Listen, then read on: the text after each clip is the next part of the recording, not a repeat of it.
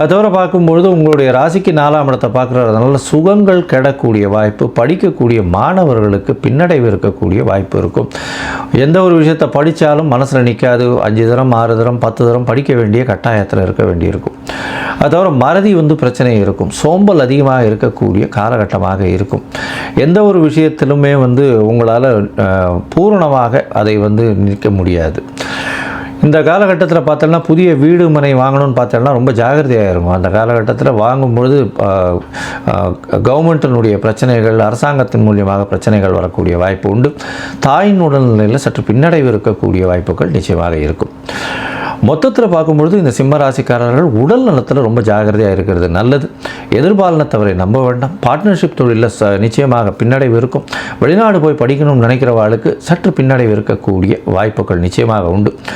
அது தவிர பார்த்தேனால் இது வெளிநாட்டு தந்தையின் உடல்நிலையில் சற்று பின்னடைவு இருக்கும். உங்களுக்கு பதவி புகழ் அந்தஸ்து கௌரவத்தில் பிரச்சனை இருக்கும். அதுவும் இந்த அரசாங்கம், அரசு சம்பந்தப்பட்டவர்கள், அதை தவிர head of the department, administrative incharge, எந்த ஒரு துறையிலையும் தலைமை தாங்கும் பொறுப்பில் இருக்கிறவங்க, இவங்களுக்கெல்லாம் பிரச்சனைகள் வரக்கூடிய வாய்ப்புகள் நிச்சயமாக உண்டு. பேச்சிலையும் ரொம்ப கவனமாக இருக்கணும். உடல் நலத்தில் ரொம்ப ஜாகிரதையாக இருக்கிறது நல்லது. அதை தவிர பார்த்தாலேனால் யாருக்கும் வார்த்தை கொடுத்துடாதீங்க. அதாவது நான் இதை பண்ணிவிடுவேன், அதை பண்ணிவிடுவேன் வார்த்தை கொடுக்காதீங்க. அதன் மூலியமாக பிரச்சனைகள் அதிகமாக வரக்கூடிய வாய்ப்பு உண்டு. ராசிக்கு 4ஆம் இடத்தை சனி பார்க்கறதுனால கண்டிப்பாக உங்களுடைய சுகங்கள் கெடும். படிக்கக்கூடிய மாணவர்களுக்கு பின்னடைவு இருக்கும். தாயின் உடல்நிலையில் பின்னடைவு இருக்கக்கூடிய வாய்ப்புகள் நிச்சயமாக இருக்கும். இந்த காலகட்டத்தில் படிக்கக்கூடிய மாணவர்களுக்கு நிச்சயமாக மறதி அதிகமாக இருக்கக்கூடிய வாய்ப்புகள் உண்டு. அதனால் ஒரு தடவைக்கு 10 தரம் படிக்கிறது ரொம்பவும் நல்லது.